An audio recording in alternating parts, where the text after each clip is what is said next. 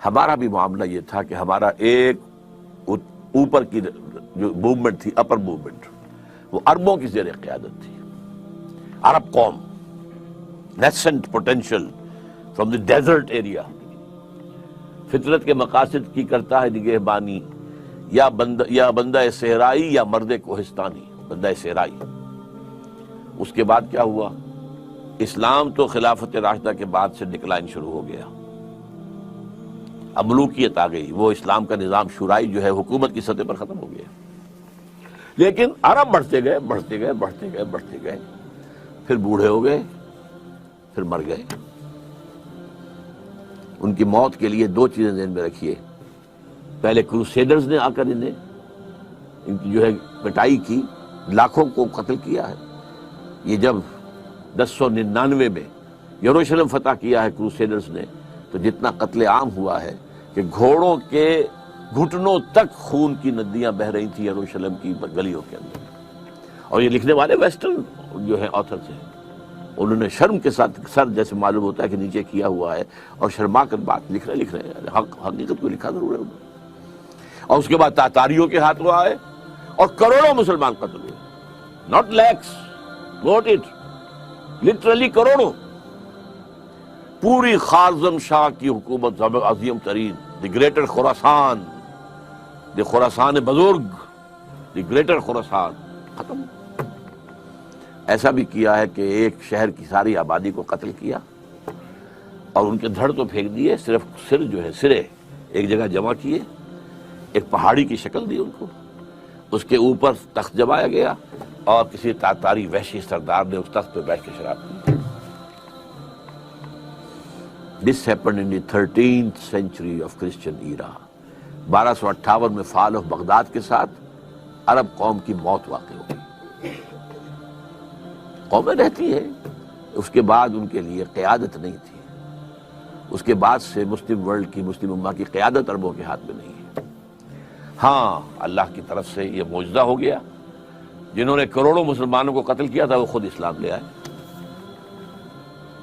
ہے آیا فتنہ تاتار کے افسانے سے، پاسباں مل گئے کعبے کو صنم خانے سے. اس کے بعد 4 عظیم ترین مملکتیں جو بنی ہیں انڈیا میں، کون تھے یہ؟ خاص طور پر مغل، ترکان تیموری، یہ ترک تھے. ایران میں ترکان صفوی، دی صفوید ٹرکس، پھر دی سلجوق ٹرکس، مڈل ایسٹ کے اندر سلجوقی، اور اناطولیہ سے جو ایشیا مائنر سے شروع ہو کر جو نکلے ہیں پھر آٹومان ٹرکس. تو آپ کو معلوم ہے کہ یورپ کا مشرقی حصہ پورا فتح کیا. ویانا کی سیج تک گئے ہیں، وہاں سے واپسی شروع ہوئی ہے. جیسے حضور کے زمانے میں ٹورز تک پہنچ گئے تھے، تقریباً 200 میل رہ گیا تھا پیرس حضور کے بعد صلی اللہ علیہ وسلم. حضور کا انتقال تو 632 میں ہو گیا ہے. اس کے بعد جو ہے 732 میں وہ شکست ہوئی ہے وہاں پر. اسی طرح ویانا کا جب اٹھانا پڑا ہے محاصرہ، تو وہاں سے بیکورڈ موومنٹ شروع ہوئی ہے. لیکن یہ کہ یورپ کا بہت بڑا حصہ جو ہے ترکوں کے زیر نگی رہا ہے. 400 برس تک خلافت بھی ان کے پاس رہی. پھر ڈاؤن فال آ گیا. اب ہم اس دوسرے ڈاؤن فال کے لوئسٹ ایب پر کھڑے ہوئے ہیں، اور یہ لوئسٹ ایب شروع ہوا ہے 1924 سے. 1924 میں خلافت ختم، صرف ایک سمبل تھا، a symbol of Muslim unity. اور سن 14 سے 18 تک کی جو جنگ تھی، اس کے نتیجے میں great Ottoman empire just vanished from the surface of the earth, اور at least I can say from the map of the world. زمین تو ختم نہیں ہوا کرتی نا، لیکن یہ کہ بھارت ایٹومان امپائر کہاں تھی یہ آج کوئی بھی نہیں بتا سکتا. کہاں بتائیے نقشے کے اندر کہاں تھی؟ حصے بکھرے ہو گئے عالم اسلام کے. بغاوت کروائی تھی ترکوں کے خلاف عربوں سے. کرنل لارنس، اس نے جو بغاوت کروائی ہے، یہ جو شاہ بیٹھا ہوا حسین کا اس کا پردادا جو تھا، اس نے بغاوت کی تھی اور ترکوں کو ذبح کیا تھا، ترکوں کو قتل کیا تھا.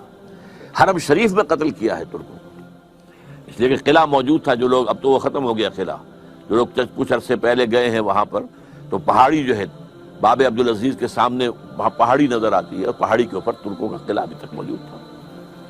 وہ وہاں موجود تھے, توپیں موجود تھیں, وہ توپیں چلا سکتے تھے, لیکن انہوں نے خانہ کعبہ کو نقصان پہنچانا گوارا نہیں کیا. ان کی نگاہوں کے سامنے ترک جو ہے فوجی وہاں پر ذبح کیے جاتے. اور وعدہ کیا تھا, ہم تمہیں آزادی دیں گے. تم ترکوں کے غلام کیوں ہو گئے ہو؟ آزادی کیا دی؟ سب حصے بکھرے کر لیے.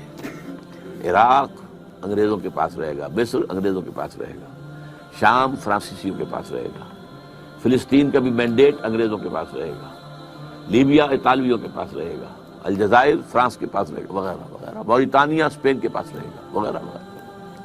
تو یہ لوور اسٹیپ تھا.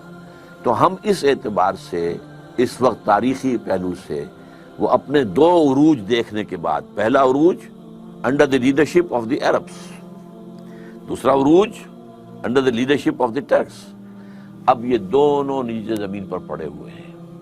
ایک تو یہ ہے جو حقیقت ہے جس کو سمجھنا چاہیے, اور دوسرے یہ کہ ہمارا اصل سبب کیا ہے.